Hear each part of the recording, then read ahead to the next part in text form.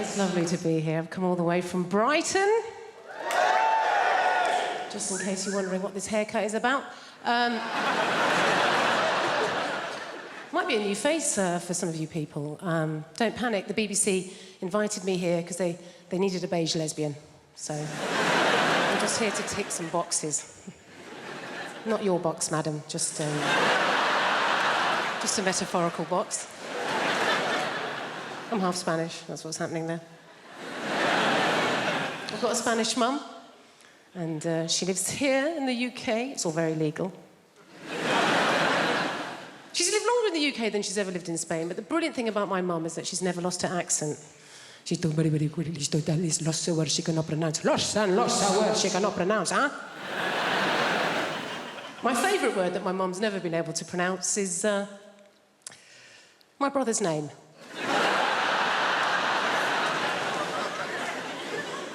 Difficult name, his name's Stephen.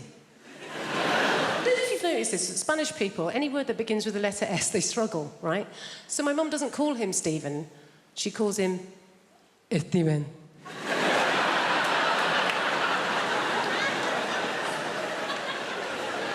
What's his name, Mum? Steven.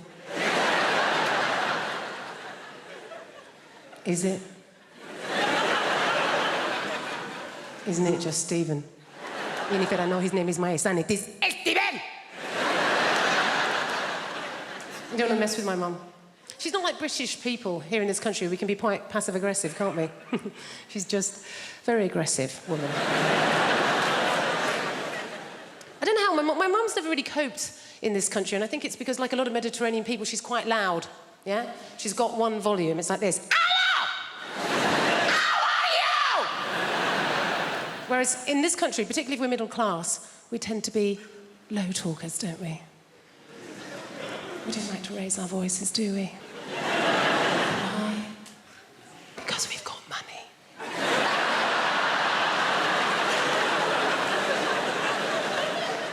And we just assume that if you are raising your voice, well, you're probably poor.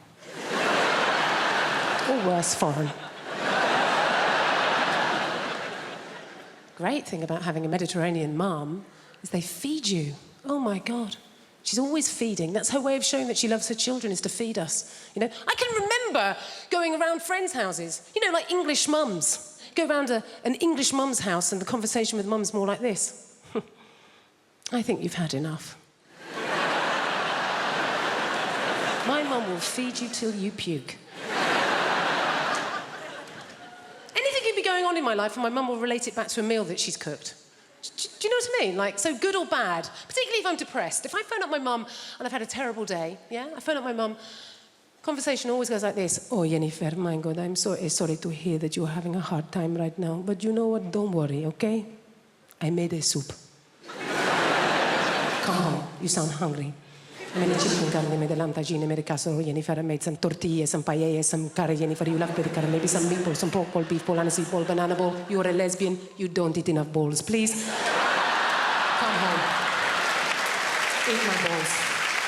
Going away with my wife, she does this thing, right? If you get her in an airport, I'm not allowed to have my own passport. It's embarrassing. It's embarrassing. I'm a 40-year-old man. I get to passport control. They say, you got your passport, mate? I'm like, no. I'm not allowed to carry it.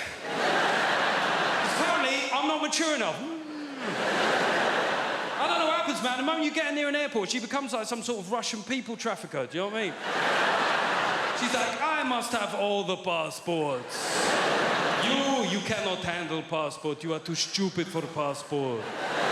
I must keep all passports in zippy clear travel document folder, huh? Alongside printout from TripAdvisor.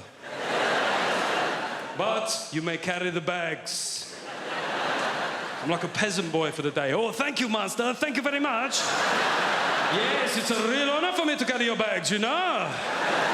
11 pair of shoes for 3-day mini break is a good idea. Yes. Maybe you will become a centipede while we are in Egypt. Who knows?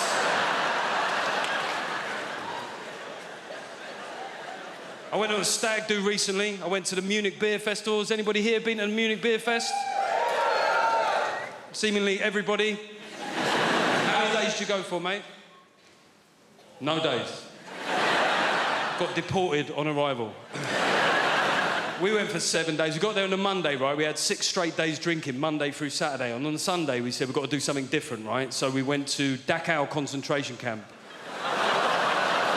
Yeah. It was a weird shout. There's no getting away from it.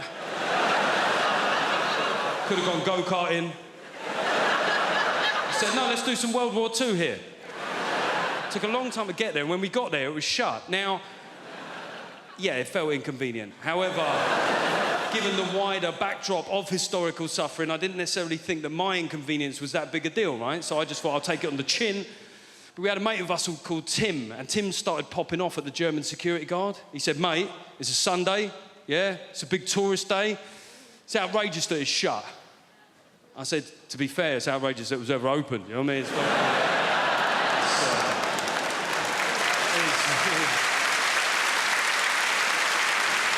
It is weird that you're making this about you, Tim, to be honest. People say dumb things, though, don't they? I was having a beer with my mate Wayne the other day, and Wayne likes to tell you where he was on the occasion of big historical news events that happened within our lifetime, right? So I mentioned 9/11, and Wayne went, 9/11, remember where I was that day? I was like, don't care where you were. I don't see how it's relevant. I don't see how your whereabouts on that fateful, terrible day will form some sort of meaningful historical footnote, Wayne. I'm being honest here. He looked hurt. He went, I went, all right, where were you? He went, karate. I went, see, that's exactly the sort of trivial shit I was worried about, Wayne. He said, well, you know, I was in New York 6 months before that. Makes you think, doesn't it? I was like, no. No. To be honest, all it makes me think is I wish you'd been there 6 months later.